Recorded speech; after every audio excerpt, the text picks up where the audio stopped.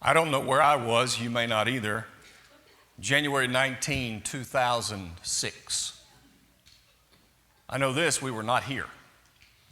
We didn't come to this facility until June of that year. But on that day, 2006, the New Horizons space probe was launched. The point was to get to the end of our solar system. This week, it passed by Pluto, and it sent back pictures of the surface of Pluto. The big excitement was that as it continued to go, the farthest observed body has been discovered. The debate now is it actually a planet?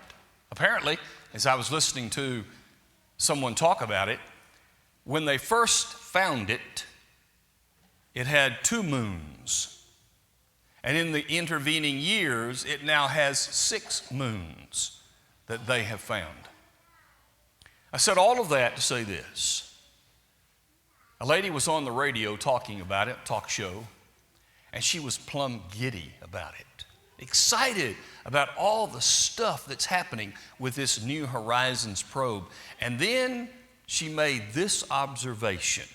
When asked, was this a really big feat? I mean, yes, it's been 9 years, and to get to that point, it seems like an engineering feat. Well, number one, the New Horizons probe operates on the amount of power that it takes to percolate coffee. And it's still going. And it can keep going for a long time. Here's the big one. Here's what she said. This feat is so specific that it is like targeting and landing a 747 on a tennis ball. What she said. You know why it can happen? Because in the beginning, God created the heavens and the earth. And He set them in motion. And He sustains them.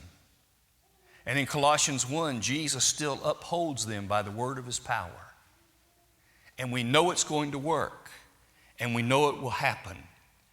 We know what we're going to be able to accomplish without fear of running into something out there, because it's uniformed and it works.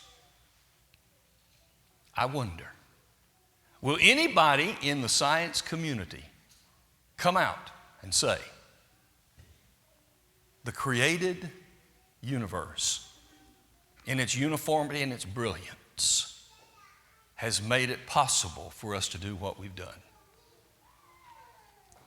If anybody's going to do it, it's going to be Christians. We're going to stand with God on creation. Tonight, in a few minutes, when we separate into 2 groups, we're going to talk about our role in the community.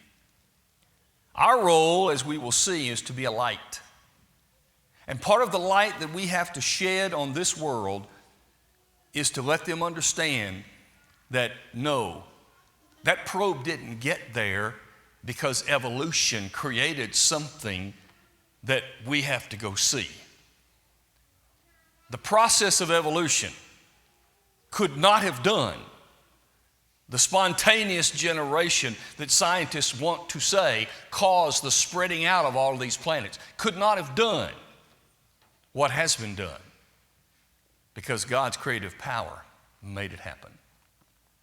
Tonight, I hope you see things like that in the news, and I hope that you are impressed, whether they say it or not, with the creative power of God.